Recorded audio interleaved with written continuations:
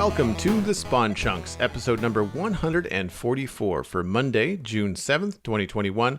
My name is Joel Duggan, and joining me, as always, is my friend Johnny. But do you know the Bastion Man? The Bastion Man that lives on Nether Lane? His name is Pixel Riffs. Hello, sir. Hello, I've removed the Bastion from Nether Lane and put it very firmly in Overworld Avenue. We're on one gross of episodes. I've been reading Lord of the Rings again, and 144 just feels like a very significant number to me for some reason. But yes, 12 times 12 on the episodes. And if you want to know what else we've been up to lately, you can listen into the Render Distance, the extended version of the Spawn Chunks. You can get that at patreon.com/thespawnchunks, where you can hear all about Joel's latest adventures in barbecue, which is guaranteed to make you and everybody else in our live chat and Discord hungry. That's once again patreon.com/thespawnchunks. If you have to suffer, then I will suffer along with. I make myself hungry talking about barbecue. Yes. So, but it's a good time. It's a fun adventure and way more entertaining than smelting beef in a furnace in Minecraft, I will have to say. Absolutely. Yeah, we're going to be, I don't know if we're going to be roasting the Nether update today, but our main task here today is going to be having a look back at the Nether update before we move into the Caves and Cliffs update. Of course, part 1 comes out tomorrow, so we are very excited for that. But in the meantime, how have you been making the most of your time remaining in 1.16? So I did wrap up the Snapshot kind of playthrough last week. We found a geode finally. And did some grid mining under my desert to find it. Didn't really do anything with it. I had to do 2x2 tunnels every 10 blocks vertically, and then started to do single block tunnels every 10 blocks horizontally in order to find it. Thankfully, it didn't take too long. You did it the organized way, though. You were like, we are finding one of these things come hell or high water. Yeah, because I wanted to see one. I knew with the release date and the fact that I was kind of running out of steam on the survival Snapshot world, and anything that I had left to do was like I would just have to redo it on the Citadel anyway, so there would just be repetitive content. I wanted to try and just see if I could find one and kind of wrap my head around how the best way to do it. And all I did was just kind of like remember anecdotally from screenshots roughly how big they were, which is in my mind between 6 and 12 blocks in diameter. And so I just said, okay, we'll just use 12 as a roundabout number. The one that we found happened to be 13. And I just put 10 blocks in between my tunnels. My tunnels were 2 blocks tall. And as I started to grid through, I was like, well, the chances of completely missing one are pretty slim. We almost did. We only hit the corner of it. So I don't know if we would have hit it with the other tunnel. But still, it was fun to find. Didn't have a chance to do anything because it took the better part of 90 minutes to actually find the geode.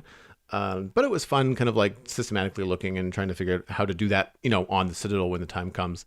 But we had a lot of fun just kind of mucking around, mostly just marveling at how cool they look and how cool they sound. Yes. Was really the rest of the stream.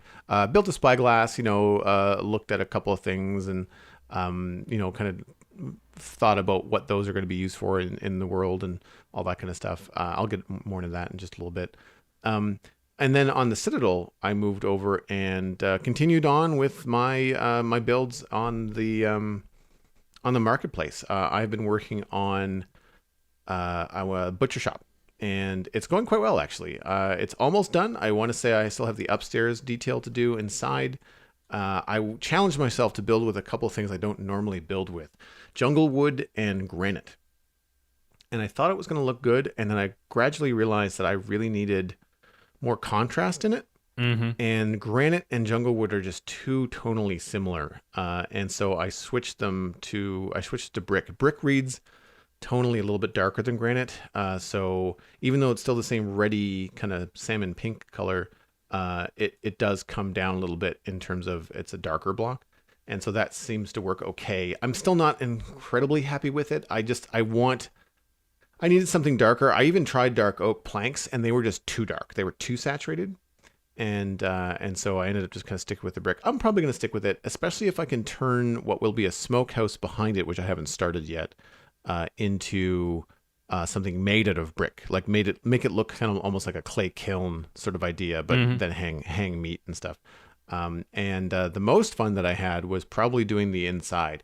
We do have the More Mob Heads data pack and the Armor Stand Statues data pack from Vanilla Tweaks on the server. And so I use that to hang netherrack and jungle wood blocks as heads on armor stands. One of them is just placed on the chopping block, but the other two are hung from chains, big air quotes, because of course I'm using a armor stand to hang them.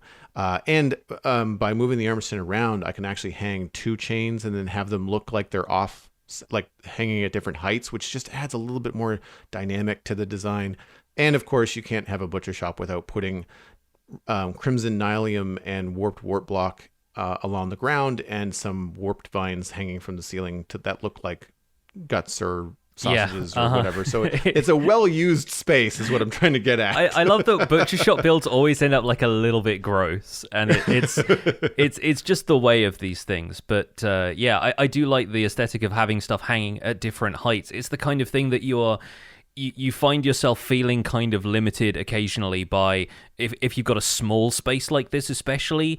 Again, we talk about sub-block details so often on this show, but just needing to hang things at like a slightly different, like a couple of pixels higher than a full block is, always a bit of a challenge. And I think armor stands are apparently the tool to do that if you're the kind of person who likes to tinker with that stuff. I would spend hours doing it if I had the armor stand stuff in my world. So I tend to stay away from that. It's kind of like the chisels and bits mod. I just feel like I'd just get sucked into playing with that for hours, but I guess once you've got a bit of a rhythm with it, it's going to be easier for you to do.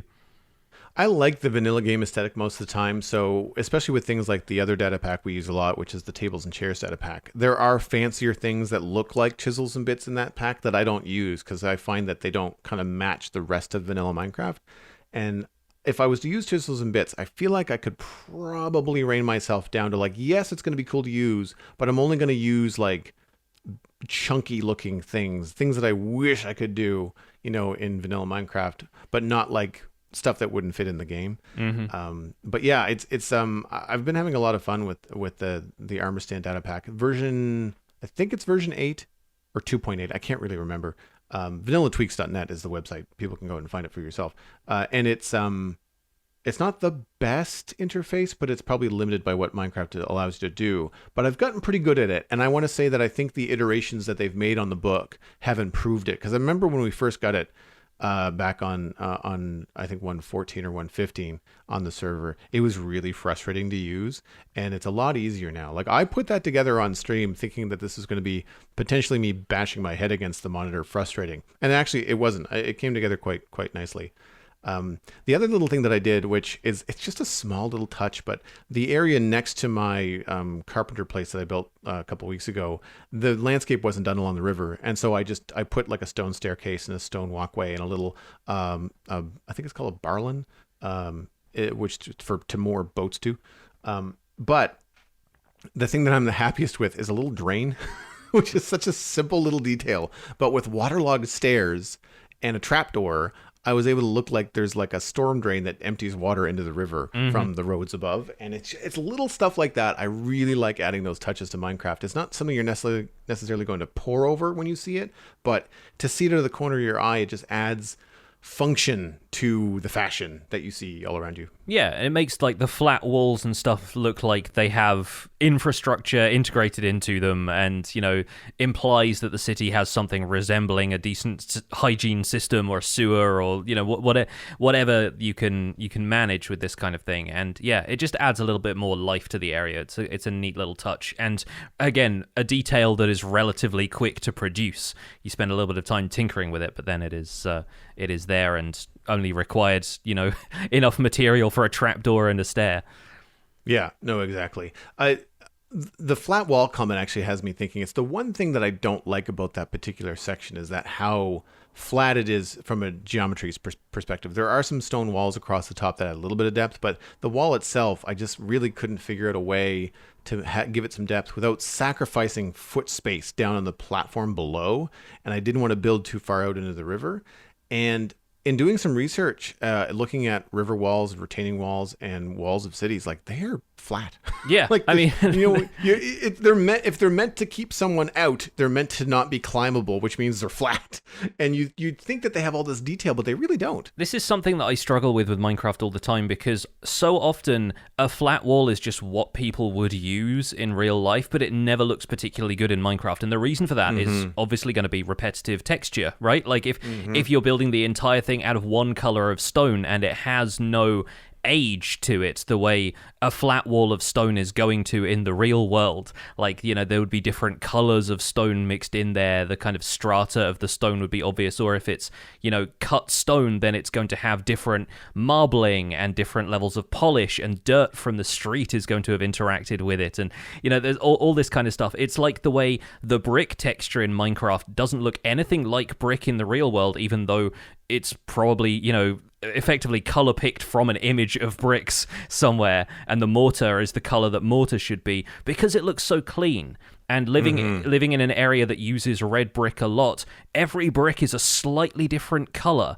and overall it creates this very nice aesthetic impression, which you don't get at all from the texture in Minecraft, because even if you alter the brick texture, every other brick is going to look like the same color as two bricks over from it, and it tends to look very repetitive. So that's why, you know, texturing stuff with stone brick and andesite, like you've done in the screenshot of this wall, like it helps. It doesn't necessarily take away from the geometry of the wall itself, but it just adds enough texture that makes you think, oh yeah, you know, you can forgive the fact that that's a flat wall by nature of it having some other stuff going on.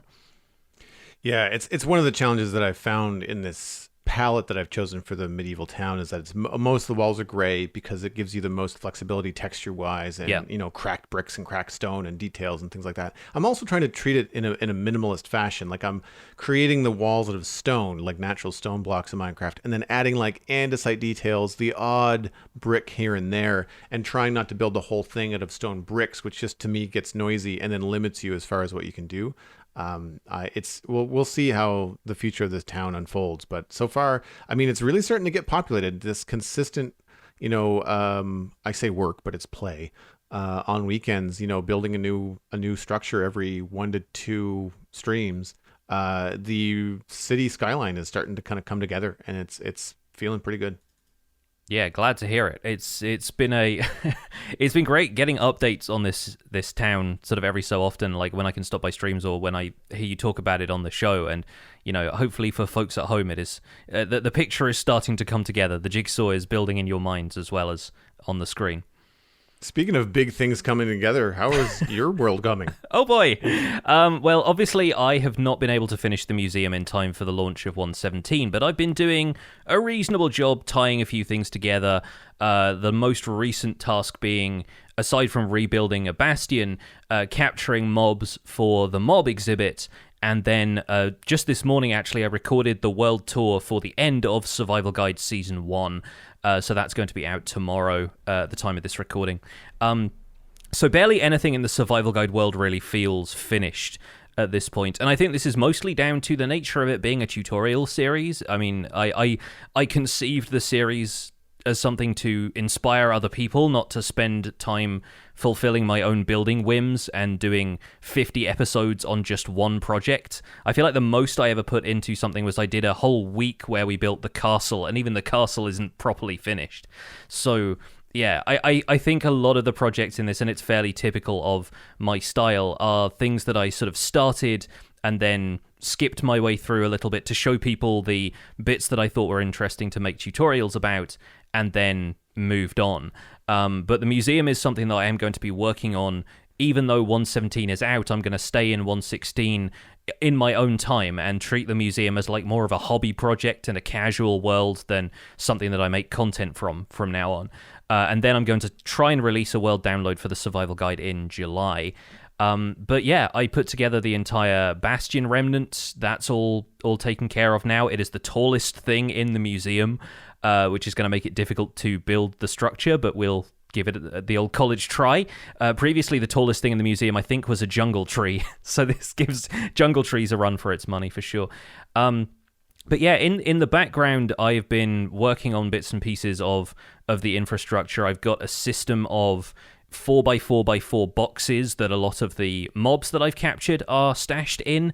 And on a stream over the weekend, I captured all of the mobs associated with Illager raids. So we have a Pillager, a Vindicator, an Evoker, a Ravager, and a Witch, all of whom I got from just putting 2 villagers in a glass box with workstations, surrounding them with minecart tracks, and just running minecarts on them constantly, and having like 15 or 16 minecarts all going at once. Anything that tried to get within the radius of these villagers immediately caught up in a minecart. And so I got a Ravager very easily, actually, that way. It's probably the smoothest that's ever gone. And then just dropped it in through the top into these cells with glass walls. Did the same with Vindicator and a Pillager. The Evoker was the hardest one to get, and our first Evoker was not very cooperative, but the second managed to get in a minecart, and I managed to, get in close and push him off on the rails that I had set up before he started summoning Vexes everywhere. And yeah, I only got attacked by Vexes a couple of times during that process, mostly because I needed to name tag him to make sure he wouldn't despawn. But yeah, all in all, a really fun time, and something fun to do on stream.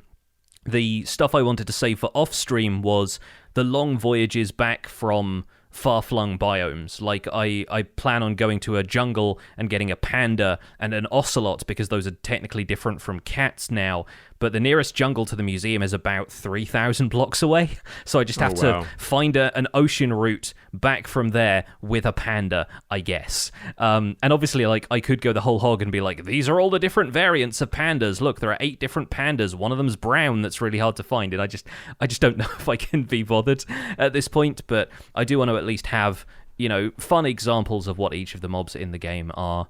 Moving the shulker in is going to be quite fun as well, because as soon as I take him out of the boat, he's going to teleport everywhere.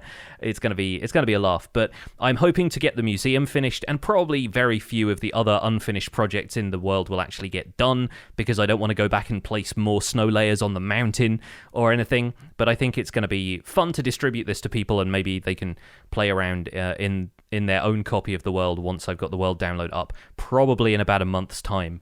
But who knows, because I've already got projects on the go for 1.17. Nice.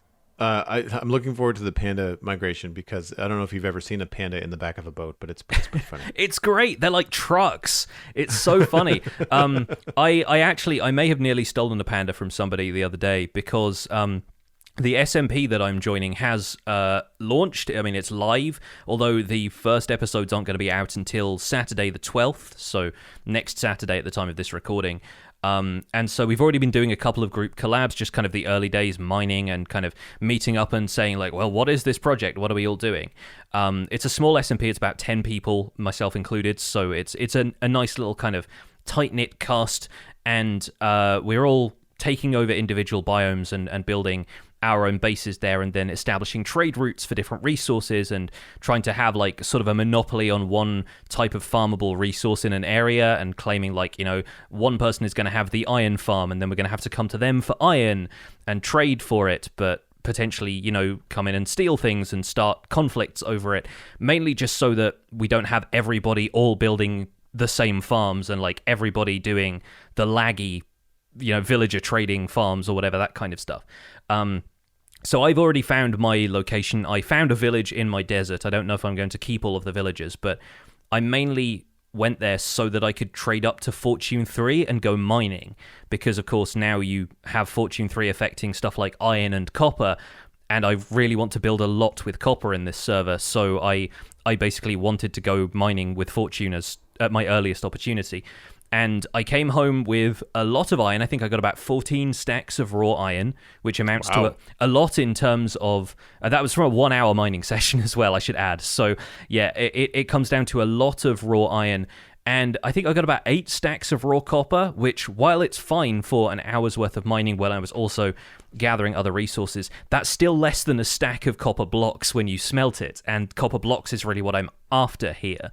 So I'm interested in how that goes, and how much of my time I just have to spend going mining, because as far as I'm concerned, there's not really a viable way of farming copper any other way yet. Even drowned farms I don't think are going to be worth it, because it's just an infrequent drop from drowned.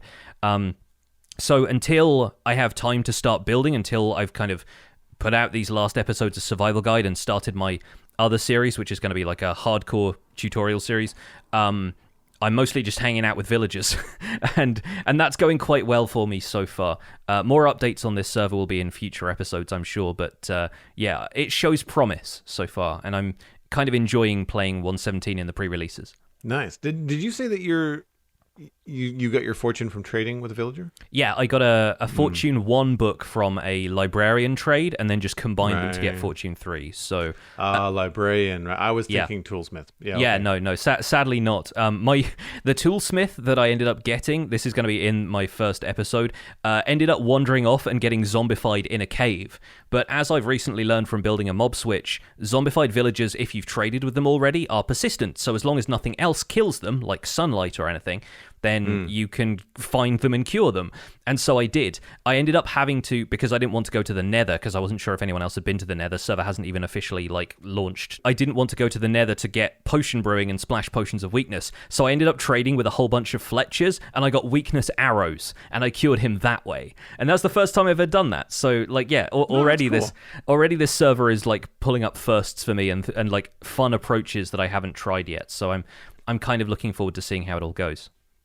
I like the RP approach to focusing on one or two resources in your particular area. Yeah. So, like, if you're in a dark oak forest, you're the dark oak person, for the foreseeable future. And rather than everybody saying, like, well, I want dark oak, I'm just going to go get my own. Instead of saying, like, well, I want dark oak, so let's go with the flow of the server and go trade with the dark oak person with whatever I have, whether that's sand or, like you said, copper. Maybe you want to keep all the copper for yourself, that kind of stuff. It creates some interesting dynamic. Again, it would make you wonder what the early resources would be. Like, who's going to be the wheat farmer, because that's probably going to come in handy for everybody needs food. Everybody needs, like, are you going to go with, here's the thing that you can get from me to create your own food, or are you going to just have the cows ready? Like, are you just going to be selling beef? Yeah. I guess it depends on where you are and who is the quickest to find a cow and get them bred up. Like, my cow farm on my Snapshot world came together quite quickly because they were already in a pen in a desert village. There was like 4 of them. So it really took no time at all to get them going because there were hay bales everywhere in the village. I didn't have to do any farming. I just started to breed them up immediately. So it worked out quite well. Yeah, the server is full of builders, so denying us access to certain resources is going to be a kind of an interesting process. And honestly, I don't think we're going to divide it up as granular as you're not allowed to have this type of tree without my permission. But I think when it comes to stuff like who's going to have maybe a more automatic tree farm so that you can get larger amounts of stuff, that's going to be Right. a bargaining chip for trade. A couple of people found geodes quite early, and they were very keen on selling the calcite to everybody. And then we did a group caving session, and it turns out there were 4 or 5 more geodes just underneath one of their bases. And so it turned out that the calcite idea, while it's still going to be a rare block and not renewable yet, was potentially off the table at that point, because it turns out people were able to find as much of it as they needed for the time being. I'm interested in seeing how the copper stuff is going to turn out, because yes, I want to build with a lot of it, but I also recognize how difficult it's going to be for people to get a lot of it, and also how the aging process is going to make certain blocks of copper more valuable. Like we've been talking about with not wanting to build with copper until it's aged, so that you understand what the color of the thing is going to be permanently. That's going to be an interesting thing. So I'm going to set up a honeycomb farm as soon as possible, and maybe be able to trade people pre-waxed, aged versions of copper once I figure out the best way to do that. Well, speaking of all the 117 features, we've got some news this week. Of course, Minecraft Java Edition 117, the Caves and Cliffs Update Part 1 is coming out tomorrow, June 8th. In between last show and this show, however, there were 3 pre-releases. Pre-release 3, 4, and 5. The changes in pre-release 3 include tweaking the textures of lit candles, mobs rammed by goats, not renamed by goats. That would be a feat. Mobs rammed by goats will no longer retaliate. Axolotls and glow squids now only spawn in total darkness, and where there's a natural stone block less than 5 blocks below the spawning space. Fixed bugs in pre-release 3, which are numerous. A few that we thought were worth mentioning are baby axolotls despawn. That has been fixed. Floating water in caves and under the ocean has been fixed. And cave generation seems to be broken at seemingly random chunk borders, along with lit candle texture doesn't change when on a cake. So those have all been fixed. Changes in pre-release 4. Holding down control while holding down space now makes the credits scroll even faster. Again, a number of bug fixes in pre-release 4. The ones we thought were worth mentioning are when a crossbow is loaded in the offhand, you cannot see it or shoot with it if an item is held in the main hand. Game crashed while debug profiling, and any hostility between animals is removed in peaceful mode. Those bugs have all been squashed. No changes in pre-release 5, just bug fixes, and 2 worth mentioning are that the Caves and Cliffs data pack server caused an error, and Breaking Bamboo is excessively laggy since the 1.17 pre-releases have been coming out. All those bugs have been squashed in pre-releases 3, 4, and 5. And after that, the team decided it was time for a release candidate. So on June 4th, they had release candidate 1. Once again, links to the patch notes for this in our show notes. You'll find those at minecraft.net as well. They said, we're now releasing the first and hopefully only release candidate for Caves and Cliffs Part 1. If there are no major issues following this release, no further changes will be done before the full release. There's just a couple of fixed bugs, including custom player heads flashing when placed on armor stands. They improved desync issues when exiting a boat over a high latency connection. Good news for folks who find themselves stuck wobbling on top of a boat when they try and get off it on a server.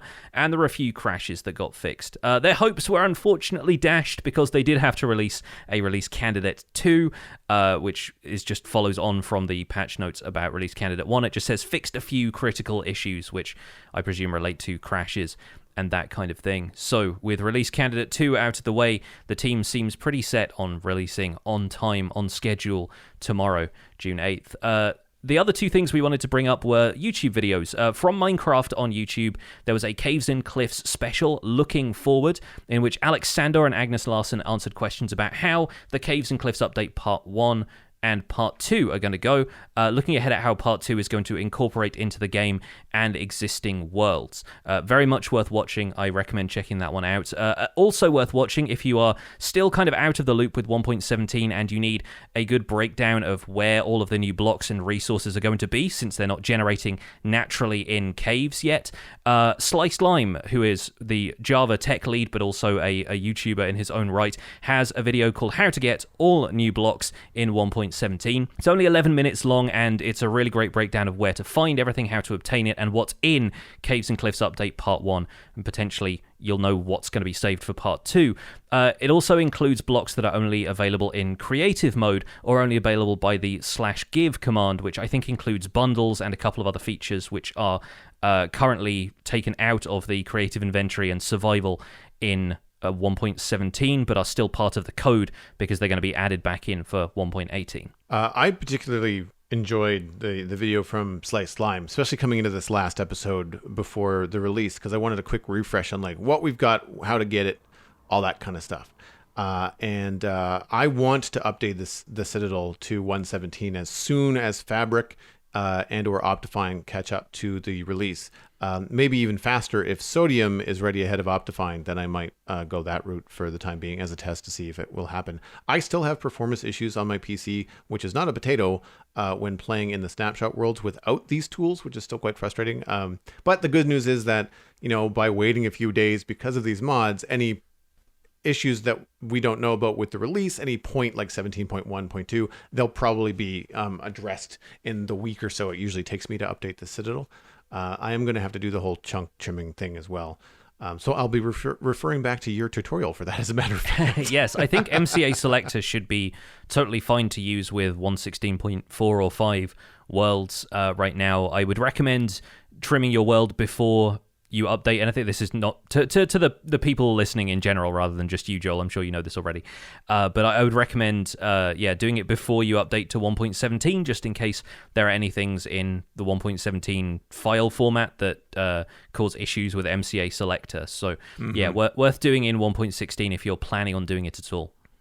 The way that I normally do it is that I download a backup of the Citadel. I then shut the server down after obviously conferring with all of my server mates, send them a backup so that everybody has a copy of everything that they've done. So everybody has a nice kind of like timestamp, history file that they can always go back to and share that with everybody. And then I go ahead and do the trimming of the chunks, check it out in my own world. I'll fly around some places that I thought might be problematic in a creative world, and then I upload that functioning 117 world to the server and go from there. I'm looking forward to trying some of the new blocks in real time. I've been kind of rushing through in the snapshot, trying to kind of get to things. I tried building some things with deep slate, but I was building them almost entirely out of deep slate and getting a little bit frustrated. So I'm curious to see how that's going to work into my current project, because I'm nowhere near done the medieval town. Yeah. And I feel like having so many different versions of deep slate, I have to confess, I have totally forgotten about / we haven't talked about deep slate tile blocks in weeks. Until I saw Slice Slime's video. I was like, oh yeah, that's a thing. I might have to look at those now. And it led me to think about all the different things that's listed in that video. And I'm wondering if we're going to find that part 1 is the accent block update. Yeah, I can buy that. I'm using big air quotes, but like, I don't see myself building giant things out of these new blocks. I want to use them, and I can see myself using them. I just don't know, especially with some things like calcite is a very attractive block, but it's very limited. Yeah. So unless you have a ton of it, you're not building the White Castle of your dreams. You know what I mean? Like, yeah, you're going to find other blocks to help you along. I tuned into a couple of people's streams over the weekend, and they were using copper blocks as accents because presumably it was difficult to find more than a few blocks of it, especially if they had other objectives in mind. I kind of see where you're coming from. Personally, I think this update is going to be one where I find all of those blocks kind of out of context, and it's going to be a lot more about how I want to use them and bringing them to a different environment and using them to the best of my ability there. And then part 2 is going to be adapting what I build to the natural environment I'm going to find those blocks in. Like my example here is moss blocks. I think I'm going to have a 1.17 where I spend a lot of time terraforming this desert environment with moss and making the land around water sources more fertile looking, and oases and fertile rivers and farmland and that kind of thing. And then in 1.18, I plan on going and finding a nice lush cave environment and then building based on that, rather than taking the blocks out of their context and using them elsewhere, which is kind of the reverse of how things normally are, right? Because you're used to exploring an update for the first time, finding the environment that those blocks are in. Say, like with the Nether update, you go and find a warped forest, and you're like, wow, this is what these blocks look like in context. That's really cool. Now let me take them and go and use them elsewhere in other projects. I feel like with the Caves and Cliffs update, it's kind of going to be the reverse of that, where you find the blocks out of context first. Yeah, no, I think so too. The way that you find, for example, deep slate does not at all inform you how you're going to use it. Yeah. Right? Like it's in the same way you're finding a lot of these things, in the same way that you're finding stone and andesite and granite, like, tough. It's all just going to be blobs around the bottom of the world. Mm-hmm.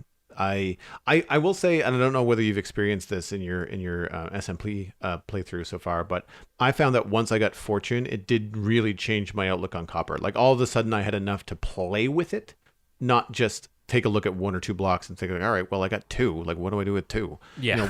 Then once you have 16 or 18 blocks, you're like, okay, what does this look like if I make a door frame or a wall or a pillar, or what does it look like in a 2x2? Like, that I found really kind of opened up my design brain as far as copper goes. Having fortune was key to that for sure. Yeah, definitely. I expect that having fortune from the get-go is really going to make it more accessible to me. And I expect a lot of my Chop-In Tuesday streams are just going to be me gathering copper from now on. It's interesting you mentioned your chunk border trimming as well, because in the looking forward video that Minecraft teams made for their YouTube channel, I think it's interesting that they point out they are planning on having blending being introduced to transitions between old and new terrain.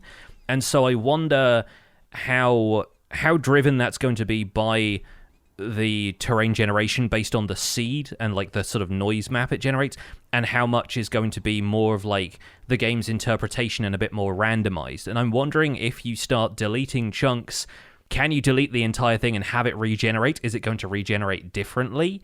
I'm kind of curious about how that's all going to work, but this is why I think the video is so interesting to watch. Is it gives you a bit of insight into what the team has going on for part 2. It also introduced another thing that I haven't really heard them talk about when it comes to the split between part 1 and part 2, sort of aside from the kind of the team health and so forth. Alex's reasoning for splitting the update features was that it allows the team to take a more focused approach to developing part 2. And so that's kind of the rationale they're working with now, is that developers aren't going to be distracted from making cave biomes awesome by having to come in and patch up elements of axolotl behavior or goat spawning or anything like that. Like, once those features are out there and in the world, and, you know, maybe a couple of dot releases for 1.17 are going to tweak anything else that needs dealing with, then they're going to be able to just put all of their effort into making the caving experience and the mountains and everything a lot better. And it seems like they're quite far along with that already. Now they're just trying to work out how 3D biomes are going to work, which is a term that they used in the video as well. So it seems like that's the kind of the accepted approach to how lush caves and dripstone caves are going to generate. And then how terrain is going to blend is an interesting problem. I feel like some of these things that we've covered on the show have either been because we've caught them in tweets or because we're just kind of inferring from the knowledge that we both have about Minecraft. But it's really nice to have an official video that's answering some questions just straight up, you know, because I had a lot of questions similar to the answers that they gave coming in Twitch chat, you know, like when I'm doing the Snapshot stuff, people that haven't been keeping up with the news, maybe are new to the Sponge Chunks podcast and just like, well, I haven't listened to the last 6 or 8 episodes. Like, how does this work? How do, you know, where do you find those? And how is this going to work from 117 to 118? And I think that's, I think it's a nice way to just concisely, and as always, passionately communicate how they're working on these things. I think it's very good that they're doing this, and to Mojang's credit, they're doing a fantastic job of communicating these things. I feel like there are some folks in the community who, for whatever reason, these videos aren't reaching, and so I feel a real responsibility from us as a podcast to try and, you know, emphasize that these videos are out there. There are people showing you where to get all of this stuff, because there still seem to be people asking on every other thing, well, how is this going to work? Like, where do I find this? I don't know. And the resources are out there for you to track down moss blocks and glowberries and deep slate and all of that stuff in 1.17. These videos are absolutely worth watching, and they're all pretty concise. They're a quick watch. Yeah, no, I agree. Which actually leads me to a question that I just dawned on me. I feel like we've talked about this a little bit on the show, but we're seeing this split between 117 and 118. As a result, the individual updates are smaller. They're not small updates. They're smaller than they were previously planned. How do you feel about June and December?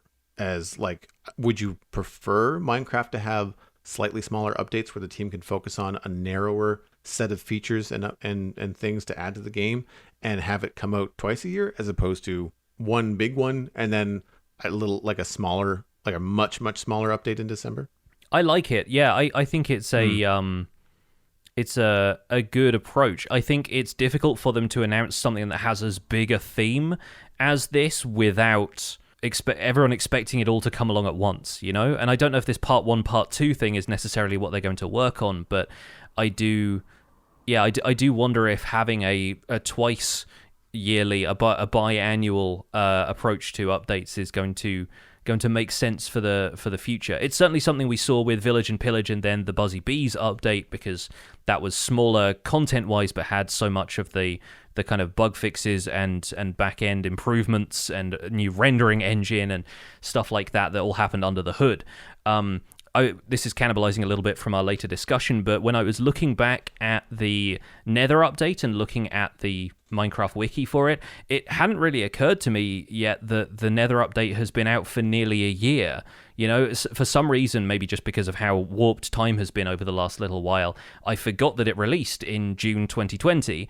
And so it has really been a year since we're getting new content. If they delayed all of Caves and Cliffs to the end of the year and it all came out in December, that'd still be like 18 months since the last Minecraft update. And it's been a long time since we've gone that long without a significant content update. So I do think it's kind of nice that they're bringing out one half of the content beforehand. I think for me with the Citadel, because we already have a number of data packs on the server, including a couple of mods, because we run Fabric for performance, but we also have a map and a shulker box tooltip. I think I'll be adding data packs to get access to some of the creative / give only command blocks. I obviously have to talk to other server mates to see whether they're okay with that. And I don't know what that's going to look like from a balance perspective.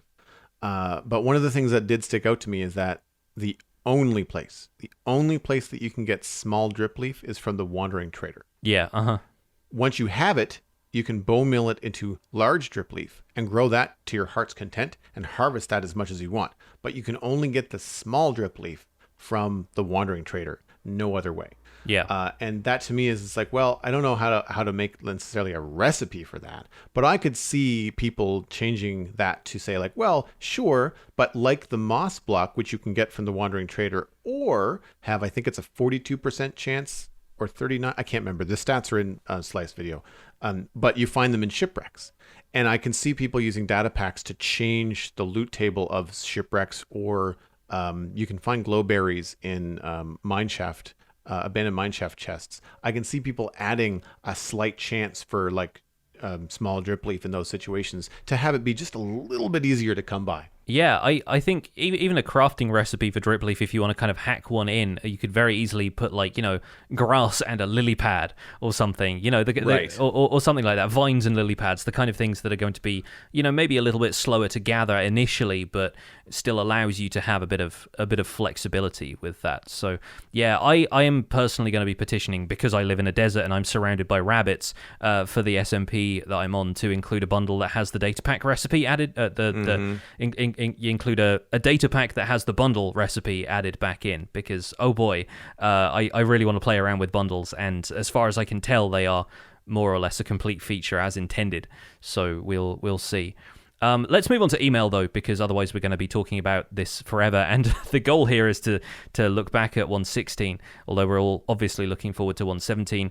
I'll read this first email. If you would like to email the show, and I'm sure people will have lots of opinions about 117 that they want to share with us next week, the email address is spawnchunkmail@gmail.com. Please use that address if you want to email the show. This one comes in from Captain CK Plays with the subject of mods and vanilla. Hello, Johnny and Joel. Loving the podcast as always. I just listened to episode 143 today and wanted to let Joel know about a modest mod. I think Joel might enjoy the Lucky Block mod. I watched Wattles make a YouTube series using this mod, and it looks awesome. Wattle uses a data pack called Mobs Drop Lucky Blocks as well. So instead of the Lucky Blocks being uncommon, any mobs you kill, drop them. For more information, the video he watched is in the email. Speaking of mods, I personally think 1.17 and 1.18 feel a little bit modded. Yes, I get that as Minecraft continues to evolve, it will add new features, but the Deep Slate, Goats, and the Axolotl all feel like mods to me. I've never used mods before, only data packs and resource packs. The reason is because I don't think modded Minecraft provides a Minecrafty experience. Of course, this is only my personal opinion. So what do you think? How are mods and vanilla Minecraft going to roll out in the future? Stay chunky. Captain CK Plays was skewered by a falling stalactite. I like that Captain CK Plays has seen their own death in the future. It's very Final Destination somehow, isn't it? Right? Nothing happens until at least tomorrow, we know. Yeah. So have you checked out the Lucky Block mod? Do you have any thoughts on that one? I took a quick spin through Wattle's video. I'm familiar with Wattles. I subscribe to him on YouTube and watch his content from time to time. And I don't necessarily know if it's for me, but thanks very much for sharing. I need to look into it further to see if either it or aspects of it are something that I can take advantage of. I really think that the world generation in 118 does feel modded, but I don't feel like that it's a bad thing. Yeah. I think what Mojang is taking from basically what mods have been doing for a long time, is just taking that thing that players like, making it their own, implementing it in a thoughtful way that adheres to the core gameplay of Minecraft. And I think it works, especially looking at things like the deep caves and the terrain updates in the mountains. It really does remind me of the things that I was drooling over when I first discovered, like Biomes of Plenty and that other mod pack we talked about a long time ago. Open Terrain Generator is... Oh, thank you. Yeah, yes, Open Terrain that Generator. And I don't think Goats, Deep Slate, or Axolotls feel modded, especially after playing with them. Axolotls look a little bit funny, but they're no weirder than chickens, as far as they're chickens of the deep dark, I guess. They don't strike me as too far outside the box. Goats especially, I feel like goats, if anything, goats just feel like a nice vanilla mob, and then make cows and sheep feel a little bit dated. I kind of would like some improvements to those models to kind of go along with. And it doesn't take a lot. It's just that the goat has it's got modern design sensibilities. It's been designed in 2020, 2021 instead of, 2000 and, was it 8 or 12 whenever Nine, Minecraft was, ish. Yeah. 9, whenever cows are being developed, they haven't changed a whole lot since, I don't think.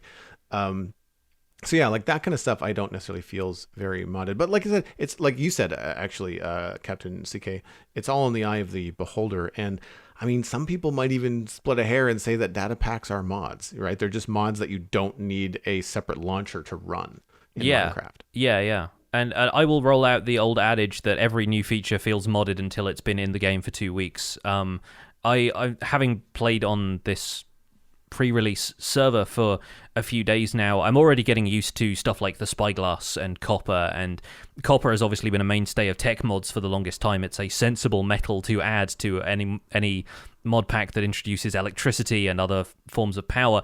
But I think copper is, obviously being used in a different way in vanilla. It's meant as a building block rather than as a technological one. The highest technology you get is a telescope and a lightning rod.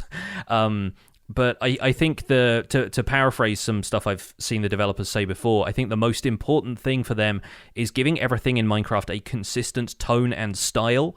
And that's really where it differs from community-made mods, because you can make a mod basically whatever you want. And I think with Minecraft, they are taking very great care to make sure everything fits with the existing world and feels like it could have been there from the beginning, and I feel like that's not necessarily an approach modders always take unless they are very focused on a vanilla plus feel. When it comes to Deep Slate and stuff like that, I think I've seen mods that included blocks like that, but those weren't necessarily mods that I thought felt really outlandish for the vanilla game. I think the closest we had to Deep Slate textures might have been variants of stone that you'd get in, a Biomes of Plenty style mod pack, or something that if you put stone into the chisel mod, if it gave you like a bunch of different alternate textures for stone that really just helped you with building and didn't have any other purpose. I think Deep Slate is kind of part of that, but as a material in its own right. And I have no problem with it as far as I don't think it feels particularly modded at this point, but maybe it's just because I'm so immersed in vanilla and we've been checking up on the development of vanilla week to week that I'm just used to talking about it in that context at this point. I was speaking with Alistair before the show, and we were just talking about the updates, and he's been avoiding them because he wants to have that discovery on his own when he plays. So he listens to the spawn chunks and picks up some stuff like sideways, but he hasn't gone and looked at things. He hasn't played in the snapshot. He hasn't watched the videos, and so for him, it might feel new and weird and modded. So I'll ask him like how it feels to play with these things, because I agree with you. I think that we, having done the podcast about it week to week, have long since accepted them as like vanilla rolling forward. Whereas when they first came out, we would have been like, oh, weird candles. Like, that's a lightning rod. Okay. Yeah. I remember those reactions to be like, okay, well now I just look at it like, well, this is pretty par for the course, right? Yeah. Seeing all of this stuff that's been added to the game since back when I started playing in Minecraft 1.8 would be huge. It's double the amount of features or more that have been added to the game since then, and I think it's always going to seem like a huge jump to anybody who's climbing multiple versions to get to some of the newer stuff, which, yeah, I feel like the modded community might even end up doing at some point if they have been hanging around a specific version of the game for a little while. We will see. Let's move on to our second email, though, so then we can wrap this up and get into the discussion. Email number 2 comes from Fiery Crystal. Ceramic pots roll out. I get that reference. I'm old enough to get that reference. Hello, Joel Duggan and Pixel Riffs. I like that you use my first and last name. I have been a longtime listener of the podcast and recently wanted to write an email for the two of you about an idea that I totally see being implemented into the game. A movable storage container in the form of a ceramic pot. Bear with me here. First of all, the crafting recipe would involve water and clay to make a sculpture/clay pot, which can be heated in a furnace to harden and make it functional. This ties relatively well into how pottery is made in real life, considering that clay is shaped using significant moisture and then hardened when a pot is put into a kiln or warm enough heat source. Pots are used for different purposes, but if we are talking about video game pottery, it's commonly used as a container for items the player needs, as well as pushable blocks that are used for occasional puzzles. That's exactly how I envision ceramic pots to function in Minecraft. It could give a lot of freedom for how players want to use it, either for decorative builds, storing items, redstone contraptions, block puzzles, and even minigames. Bonus points if the player can push the pots if they walk into them. But wait, there's more. Ceramic pots could also be used for storage extension in shulker boxes, essentially multiplying the space that it has to offer. Each box could be limited for how many could be stored into a shulker box, so it's not an overpowered feature. It also makes sense realistically, since stuffing in heavy pots into a shulker box would quickly make things pretty cramped. What do you guys think of this idea? You're a pot, Harry. Fiery. I don't know if Fiery has missed the talks about archaeology. We haven't covered archaeology too much on the show because we never had a prototype of it to play with in pre-releases, and then of course it got delayed and is no longer in scope for the Caves and Cliffs update. But I wonder if, you're thinking along the same lines as the developers here, because clay pots being fired over an open flame was part of the kind of introductory video to archaeology that played at last year's Minecraft Live. So I'm thinking you're along the right lines. I do like the idea of tying it into the way these pots appear in other video games for like block puzzles when you're shifting stuff around a room, and I think back to any Legend of Zelda game where you do a spin attack with a sword to break a bunch of pots. It kind of makes sense, and I do wonder how that could be implemented in Minecraft. The pushing mechanic is interesting. We don't have a great deal of stuff that is pushed by player movement into it. That's typically more mobs and entities than it is blocks. The implication being that a lot of the time to move blocks around, you have to use redstone, like pistons and so forth. So it could be interesting to have a block that is solid but still movable when the player interacts with it for a certain amount of time. And again, I'm not sure how that would end up being coded, but it seems like a neat way of doing things. Maybe breaks with Minecraft's existing conventions about the player has to break something with left click or, use it with right click. And yeah, I'm not sure what that would mean for the game in general. I can see clay pots like that looking very good in sort of desert villages and that kind of stuff, though. Mm-hmm. I immediately think of the clay pots that you get emeralds from in Minecraft dungeons. That's kind of where my brain goes right away. I know that clay pots have come up on the show before with archaeology, but what I pulled from archaeology, little we know, was that the clay pots were basically decorative and maybe a bit of a status symbol because you could paint a story on the side of them, sort of deal, with the limited pixel art that's available in Minecraft. And there was really not much function, if any at all, communicated to the community. So I felt there was a huge missed opportunity there at that point. And that's why I wanted to grab this email and toss it in here, is because I like the idea of having a movable storage container, provided it's codable in Java. And for me, what I've noticed is I like this tooltip mod that I have on the Citadel. The only thing it does is let you look inside a shulker box. You can't pick from it. You can't store extra stuff. It's just a way to look inside the shulker box without putting it down first. So it's like a pop-up kind of overlay of an inventory rather than it being a written list of the first five Exactly. items. Yeah. Yeah. So very quickly you can say, oh, that's my, diorite box. That's my stone box. Because there's only so many different colors in Minecraft. And I color code my shulkers, but when you've got 6 different kinds of stone, they're all gray shulker boxes. Yeah, Like, and so and also when you have that list and it only lists the first 5 things, the first 5 spaces could be taken up with stacks of cobblestone, but then you've got some other important stuff later on in the shulker box's inventory that just doesn't get listed there, and then you're walking yeah. around going, where are my ender pearls? And it turns out you've put them at the end of the cobblestone box. Yeah, and I like the idea of which I discovered using the ink sacks on the Snapshot server, the glow ink sacks. I color coded my storage system just to kind of have an excuse to use the glow inks, and it became remarkably easy to just. I didn't even have to. I did write things like redstone, but I didn't have to. I could have just put a bunch of red bars and stuck that sign on the chest, and I immediately would have known that's the redstone chest, right? And so having a container that contains something like wheat or any kind of vegetable or any kind of other thing, gravel, sand, whatever, if you can put stuff in it and it could visually show you what's in it, very similar to how a composter looks like it's full of podzol at the very top with like a little bit of bone meal kind of sprinkled on. If that was communicated, that would be very handy for big farms that you're storing a lot of stuff in. It would be great if you're looking inside a shulker box that can hold these clay pots and you can look, oh, that one's full of gravel, that one's full of sand, that, rather than having to hover over each one.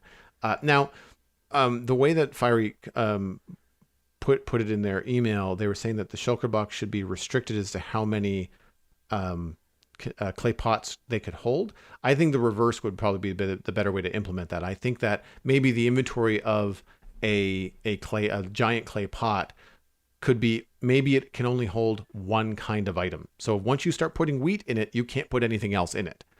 Or maybe it's only got 5 stacks of items like a hopper. Like, so not as big as a chest, but it's movable. So there has to be some sort of balance trade-off there, I think.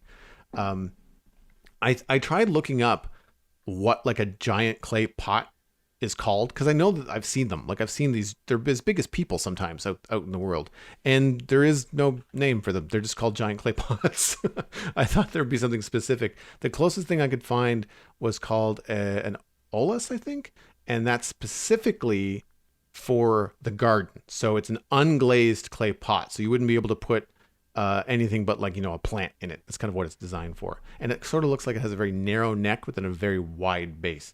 Is kind of what it looks like. Yeah, what immediately comes to mind for me is an amphora, or amphora, depending on how you pronounce it. I'm not certain. It's a Greek word, I think, but it's those sort of very like Asterix-esque, jugs of wine that they'd have in like a cellar somewhere in like Roman houses and that kind of thing. Like they're from ancient Greece and Rome, and they don't freestand a lot of the time. I feel like some of them have like very narrow bases and they're meant to sit in some sort of rack and hold wine and liquids upright. So yeah, like that's the stuff that comes to mind for me, but there's probably a greater variety of those than I know about myself. But yeah, that's where my brain goes. So what do you say we move on to looking back at the Nether update? Yeah, let's do that. Let's move on to looking back. And we decided that it was probably going to be a Nether update wrap-up show, since the update for Caves and Cliffs doesn't come out until tomorrow. And I went back to our show notes for episode 95, which was the first episode we did after the release of the Nether update. Once again, June 29th, 2020. And yeah, it's been a year roughly since the Nether update was released. Looking at the notes back then, I updated the survival guide world, obviously. So I didn't immediately get stuff like Nether biomes right next to my Nether spawn point. I had trimmed a 300 block radius. And so I didn't get rough spots of new biomes right away on entering the Nether. I think since then, I've had a few more adventures in 1.16 worlds, and you still do the eye roll when you spawn in a huge soul sand valley or a basalt delta, right? I feel like that's one of the things the Nether update has really changed about the early game in a new world, is the spawn can be like a variety of really bad situations quite quickly. That was my experience when I was doing a little bit of a snapshot play for 116. Was I spawned in a, I think it was one way was a desert, was a soul sand valley, the other way was a basalt delta, and I died several times Yeah. in the delta just from being pushed into lava or just falling into lava. Like it was tough. The change definitely made the Nether more dangerous, and in a good way. I'm not necessarily complaining. Yeah. It just like you go in there thinking you're gonna own face because you're used to the Nether, and then you realize, oh no, I have to rethink this. Like I can't go in there willy nilly with some armor. I have to have good armor. I have to have good tools. I have to have enough food and maybe even some healing potions or something. The Nether update in general has changed the Nether extremely for the better. There's so much more life there and variety that it makes the Nether a more attractive and more dangerous at the same time dimension to visit now. You go back and look at the Nether pre 116, it looks incredibly bland now by comparison, which feels like an awful thing to say because of course it was the Nether that we were all used to at the time, and it was fine. It was just something that I want to say tolerated. And now in 1.16 the Nether can feel like a dangerous place but a genuinely exciting dimension to explore, and there's greater variety of mobs there. There are more significant dangers, and I feel like with the new Nether, you can get attacked almost immediately because piglins don't like you if you're not wearing gold. Whereas before, you used to come to the Nether, and if you weren't in a Nether fortress or immediately being bombarded by ghasts, the zombie pigmen kind of left you alone. So I think there's so much more immediate nature of the Nether now than there used to be. I think that's probably my biggest takeaway is how attractive it is. Uh-huh. Dangers aside, it's interesting to look at, even if you are avoiding the dangerous place. As it goes by in the distance, it's still really cool looking. It looks wonderful from over here. Yeah. That kind of stuff I find is really something that even helped us because we did a lot of chunk trimming on the Citadel before we updated, and I had to do it twice because the first time there was too many chunk borders and it looked a little bit chunky and weird. But as I pushed the border back, you were still able to see that crimson forest that decided to spawn in on the other side of the lava lake that we've been walking past for months, and it changed it. Like it changed the feeling. You felt like you were in more of a living environment than just a game design level, right? Yeah. It went from feeling like the lava level or the dungeon levels in Super Mario to something that was a lot more alive and had more of a modern feel to it. And the art team has done a phenomenal job in, I mean, everything they've done recently, I think, but also just in making the Nether feel alive with these things that feel native to the dimension. It's very different from just putting trees in there. With Warped and Crimson, especially, there's just so much difference to it. There's so much vitality to it, but a weird dark vitality at the same time. I think honestly, flying through the Nether, aside from still being the best way to get around the Nether now, I spent so little time building tunnels in the Nether this time around because I was able to navigate by landmarks in the Nether, which I really didn't feel like I could before. And it's just fun to explore. It's fun to find yourself weaving through a basalt delta or, taking shelter under a canopy of a warped forest until you could wait for a ghast to pass on and grab some more fireworks or something. I think it really made it a much more vibrant landscape to explore. And more importantly, I think, than even that, it added a survival progression to the Nether. You can acquire wood in the Nether now, and I can't imagine the Nether without it at this point. You've got, wood and stone, and then from there are various ways of acquiring the other resources. So I think it's having made a survival progression possible. One of the things I'm most excited about having done in 1.16 is starting a survival miniseries where I spawned in the Nether and had to do the tool progression before I could make it back to the overworld.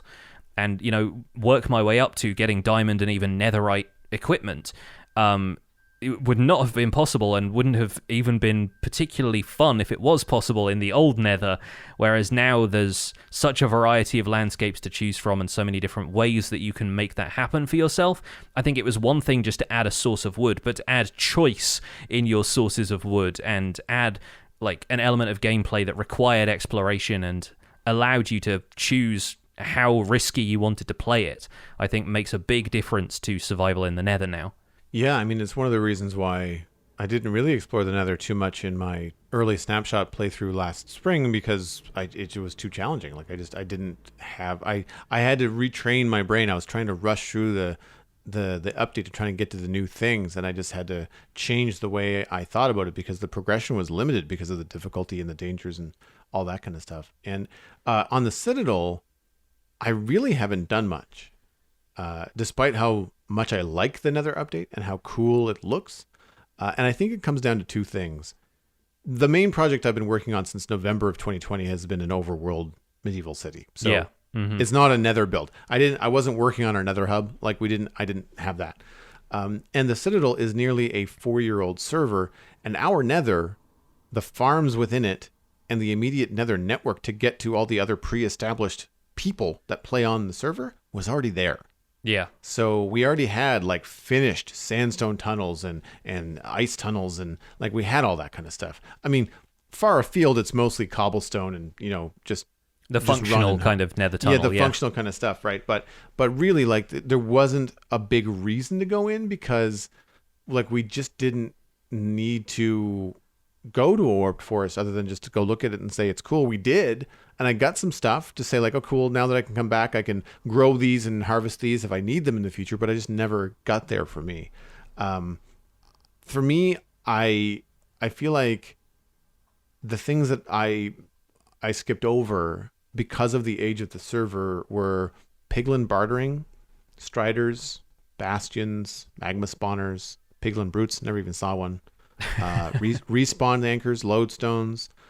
There is piglin bartering now manually on the server. There's not like a big, area, but I think somebody set up like one or two piglins to do manually. Like it's not a big system. It's just you have to go get your own gold and just walk up and trade with them. Yeah. But I've not done it yet because I've not had the need. I just have all the resources that I need, or I have other ways of getting them. Like, do I want to go trade with a piglin for gravel, or do I want to go back to the ocean floor that we generated in 112 and just scoop it up?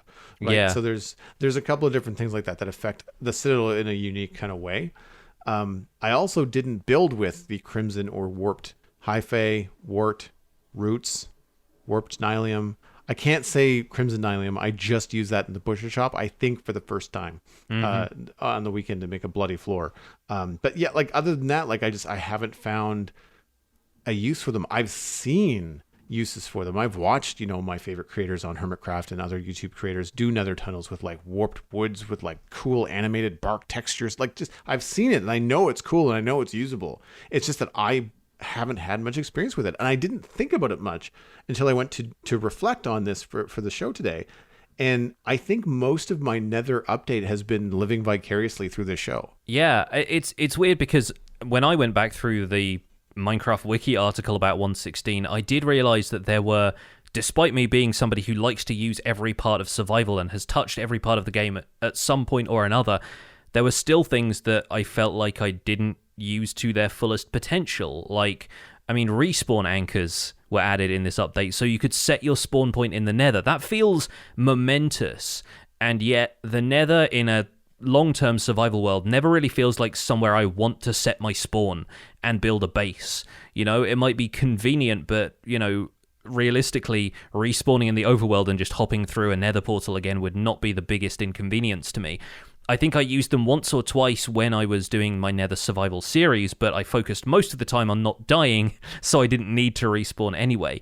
And yeah, I wonder if there is scope for respawn anchors to have more of a purpose in future. I've definitely seen people using them for, theoretical minigame setups, but I don't know of many people who want to make minigames in the Nether where they could just be, gameplay was delayed by ghasts is not something you want to hear. I feel like I haven't done enough with Blackstone. Ironically, for somebody who's just rebuilt an entire Bastion remnant in the overworld, I feel like I didn't do enough with Blackstone as its own block. Like I've used maybe like a couple of walls here and there, and like you said, almost as accent blocks more than a bulk building material. I find it more useful for that than I do anything else. I've used it more naturally in sort of natural cases where I built a more volcanic looking area and had blackstone and basalt mixed into that in their raw forms, but not the processed chiseled blackstone brick polished variants and that kind of stuff.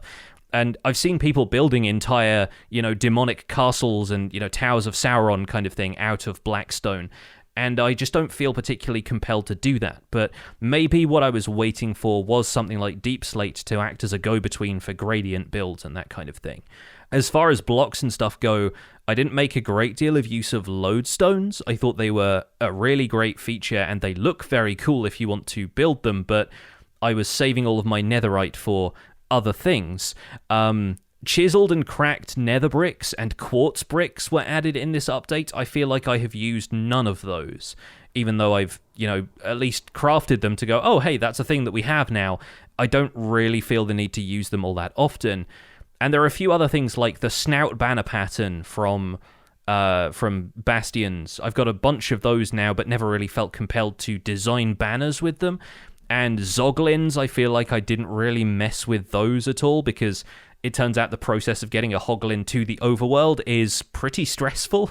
So there's so many aspects of this update that I think introduced fringe features and things that are going to be good in circumstantial ways. And for some people, the building materials especially are going to be what they've wanted for a long time. But it still feels like there's elements of this that I haven't really touched on to the fullest extent that I could.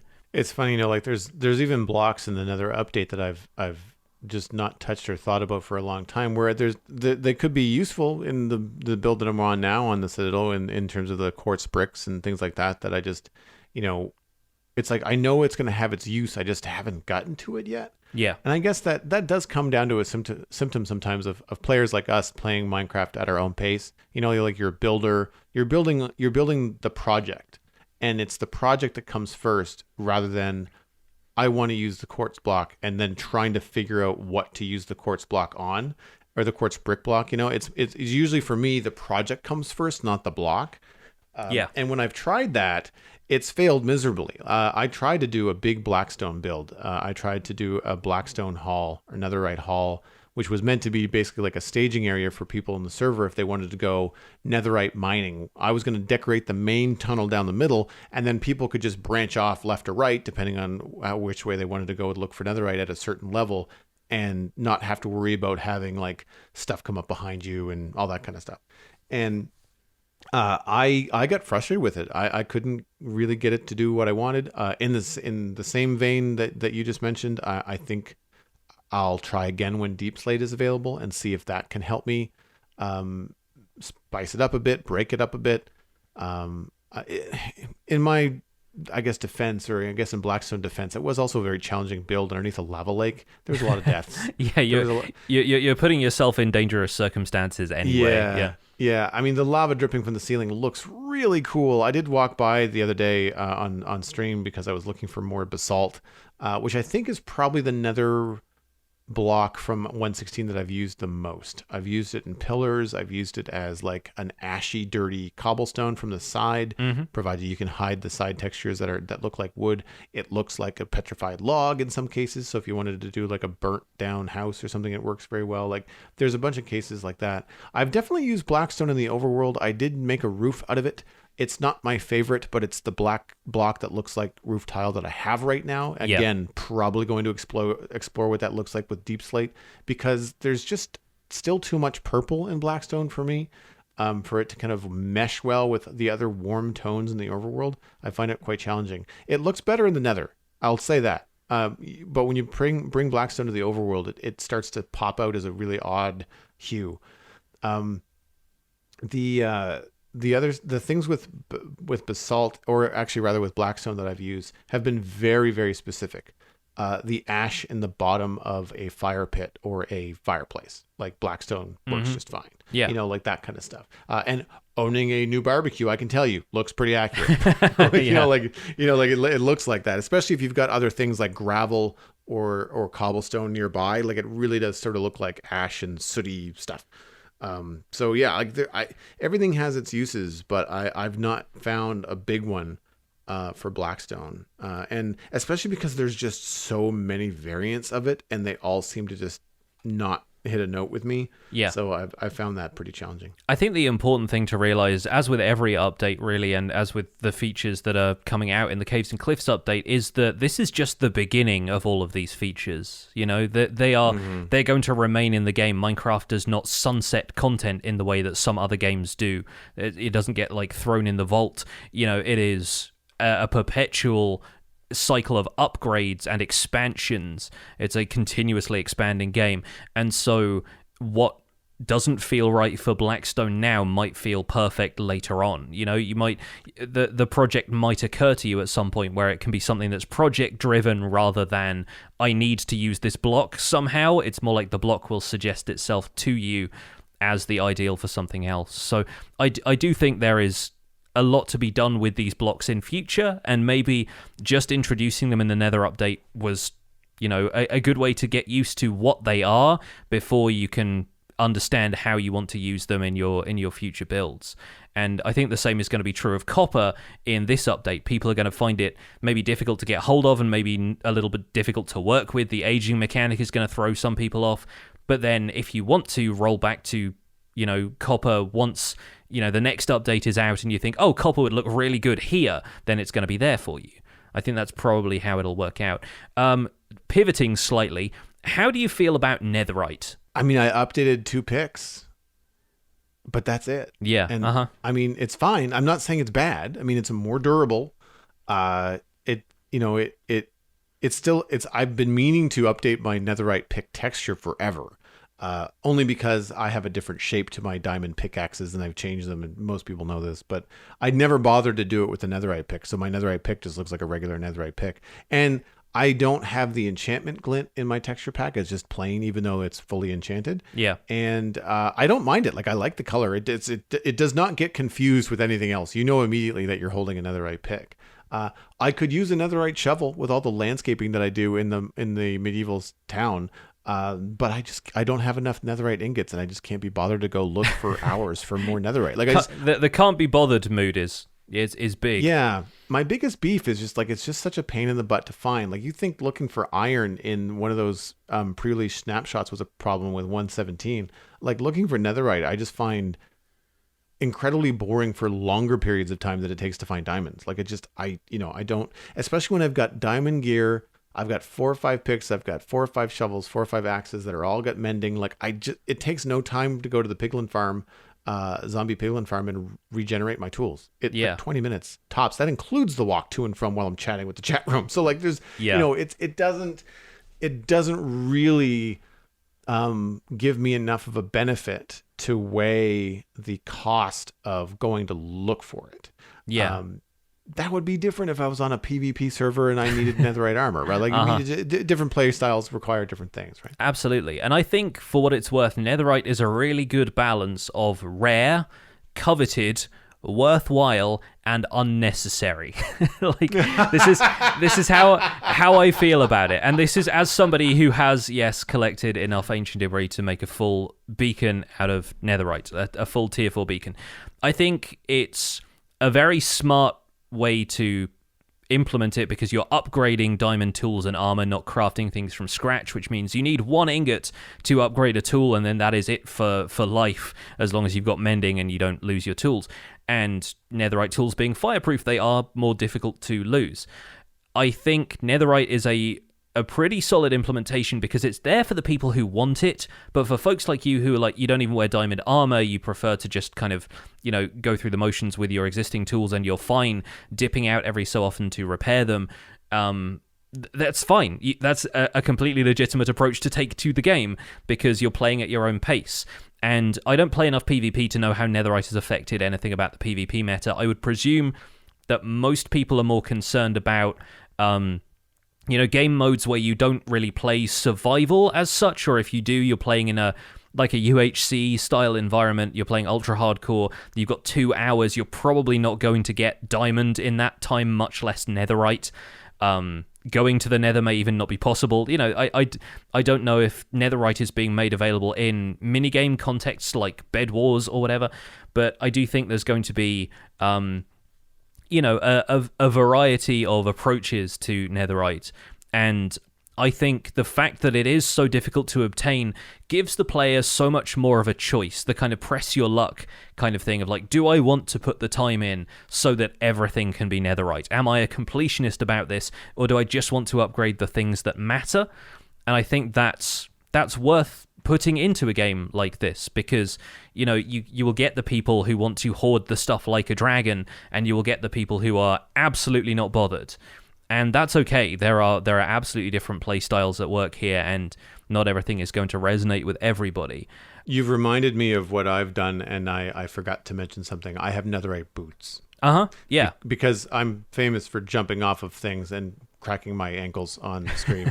It's constant. And because I wasn't wearing diamond gear, I was wearing iron gear. Even with all the enchantments on it, I was still constantly having to repair my boots. And so having netherite boots with all the enchantments just means that I don't even have to think about it most of the time. Do you mess with soul speed at all? Do you have soul speed on your boots? No. Yeah. We don't have the need, because those, if I was to make a new tunnel, sure, I would give that a go, but I think it was, for me, when I looked at it, I switched to netherite boots because I didn't want the durability to go down fast, and soul speed does that. That's kind of what prompted the question, really. I've had soul speed on my boots because it's not mutually exclusive with anything, and I may as well have it. And I've not really noticed the netherite boots wearing out significantly fast, but they have unbreaking as well, so that factors in a little bit. I think soul speed is only really necessary if you're traversing the nether on foot a lot, which in a built-up world, you have a light tree, you don't really need to, and you've already got all of your tunnels kind of mapped out in the nether to the significant areas of the citadel anyway. So, I think soul speed is another one of those things where it's hit and miss. It's one of those optional features that you can mess with it if you want to. If you're going through a soul sand valley, there are sections where it's soul soil and it won't even slow you down, but it will make you faster overall still. So there's still some options and some nuance to the entire thing. I would love a netherite frame on my elytra, because if I ever die in lava, I would like to not lose those. Yes. There's little things like that I think are missing. Like, that would drive me to go get some netherite for sure. Yeah. It's maybe interesting, once again, netherite maybe having some potential for future updates depending on which direction they go with some of it. One thing I wanted to talk about as well, and I think this is something that's going to be a fairly popular opinion, is that the new music and the new ambient sound in the Nether are wonderful.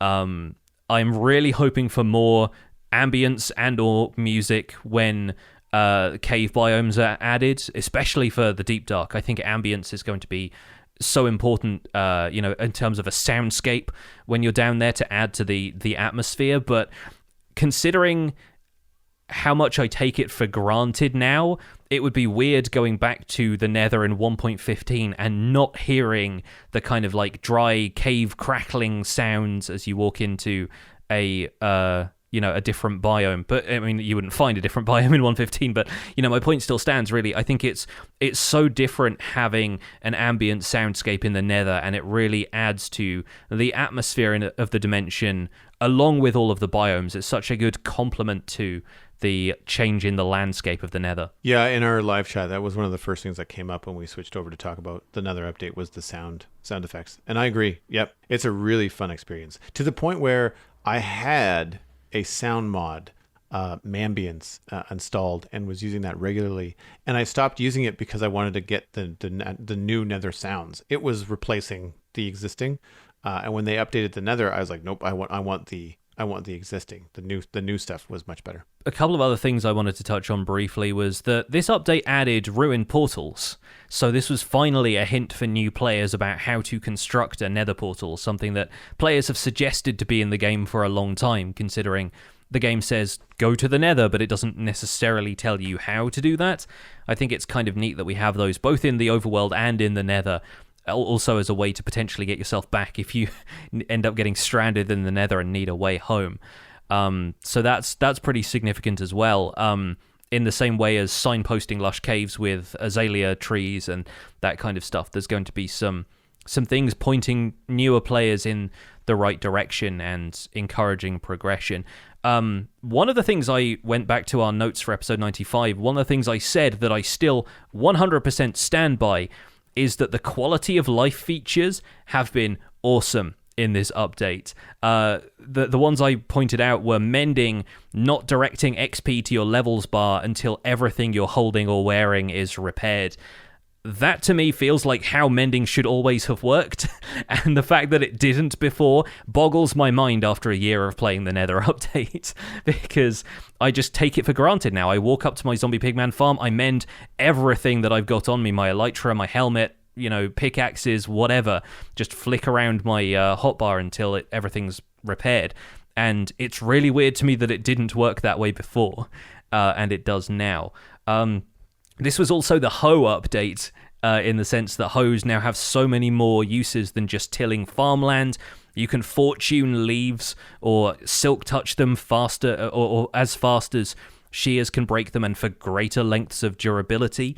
You have stuff like nether and warped wart being able to be composted, and the amount of bone meal farms I have started using nether wart blocks now, because I don't need the wart blocks for anything, but I can always use the bone meal.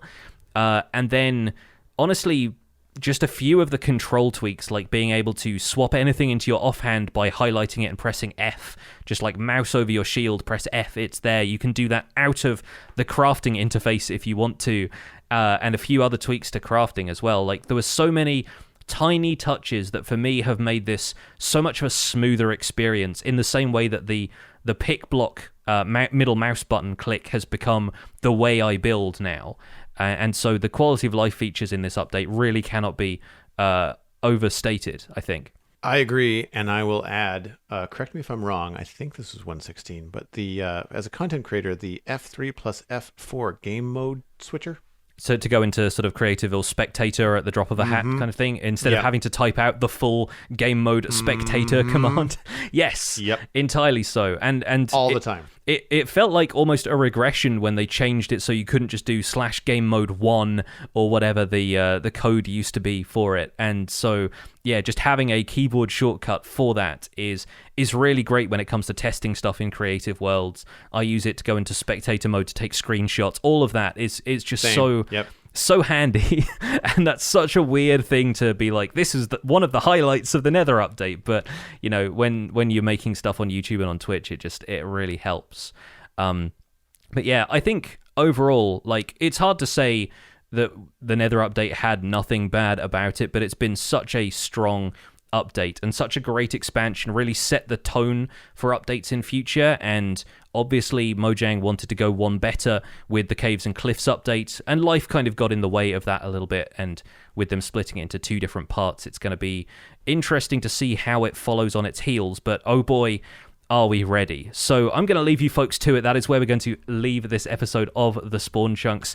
You can find more information about the show and links to some of the stuff we've talked about today at thespawnchunks.com. The music for the show is composed by me, and The Spawn Chunks is proud to be a listener-supported podcast. Thank you for supporting us through this Nether update and beyond. If you're getting some value out of the show, please consider putting some value back in. You can visit patreon.com/thespawnchunks to do that. Joining our community and pledging at any level gets you an invite to our patrons-only Discord chat. You can listen to the show live as it is recorded every week, and it gets us closer to our next milestone goals that are listed on the Patreon page as well. We're currently at 251 patrons, which is down 5 from last week when we had 256. It may be, once again, Patreon rejigging stuff at the beginning of the month. Special thanks go out to our content engineers, General Patton 82, Hunter 555, Jumbo Sale, and Yitz for your support on this episode. Sharing the podcast with your friends is the easiest way to support the show. You can find us at The Spawn Chunks on Twitter and Instagram. Personal recommendations are by far the best way to share the podcast. However, just poke a friend in the arm from a safe distance and say, listen to The Spawn Chunks. You can find it on iTunes, Spotify, Google Podcasts, and YouTube. Really, wherever you find a podcast.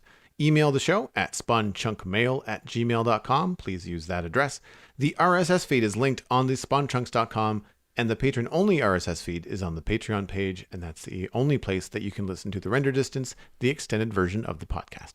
My name is Johnny, but online I go by Pixelriffs. You can find most of what I do at youtube.com/Pixelriffs, where the Minecraft Survival Guide Season 1 is wrapping up tomorrow with a final world tour. I also stream 3 days a week on Twitch, and tomorrow on Twitch I'm actually going to be watching all of the Episode 1s that I've ever made from Vanilla Minecraft series in preparation for Episode 1 of the Hardcore Survival Guide, which is my 1.17 Hardcore World project. I'm also the voice of the unofficial Hermitcraft recap. You can find that through a quick YouTube search. Expect a bit more action on that channel once Hermitcraft kicks off their next season.